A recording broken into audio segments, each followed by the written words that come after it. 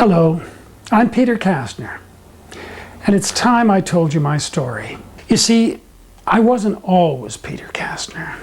Before I was adopted by Martin and Rose Kastner, two kindly Jewish immigrants living in Toronto, my name was Gene Brandon. I was leading a hard-working but carefree life on our family farm in the Hockley Valley. I was a proud 4-H activist and a card-carrying member of the United Church of Canada.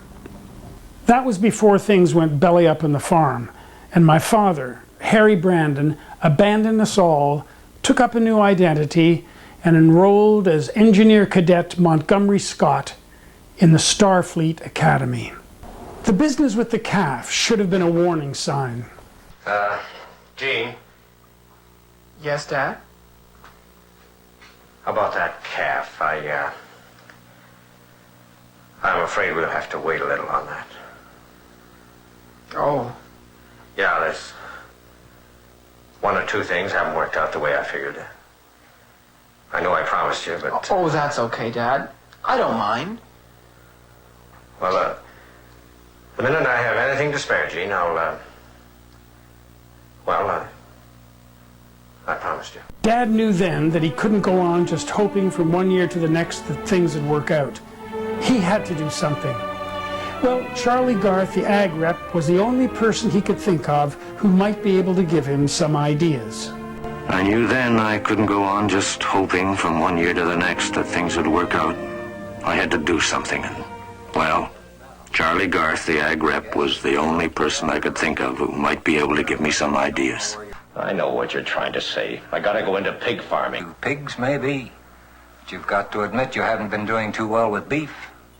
You've taken some bookkeeping. I just can't seem to find the place to put the lumber we used to fix the barn the last time. Let's see. Shouldn't it go here, under general farm expenses? Oh, yeah. Thanks. In spite of the great work he did later in pushing his ship past warp speed, when it came to figures, my dad was a bit of a bonehead. You're sure you don't want me to do it, Dad? I don't mind.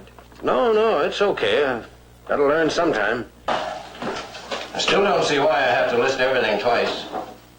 A darn nuisance. But it was something the ag rep said that told my father that he should boldly go where no man had gone before. But I can't let the cattle go. You need something to give you a faster turnover for your primary enterprise. It's true, Harry. But you've got to save your own neck. How? Tell me how. I've tried everything. You've got 2 sows, right?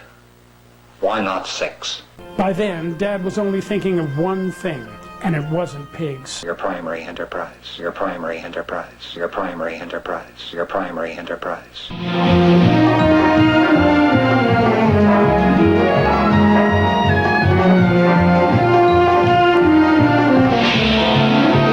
The next day, Harry Brandon plowed his back 40 for the last time. He left without saying goodbye. The rest is history. It was Dad, all right, even though he dropped a few pounds, and he certainly didn't sound like Dad.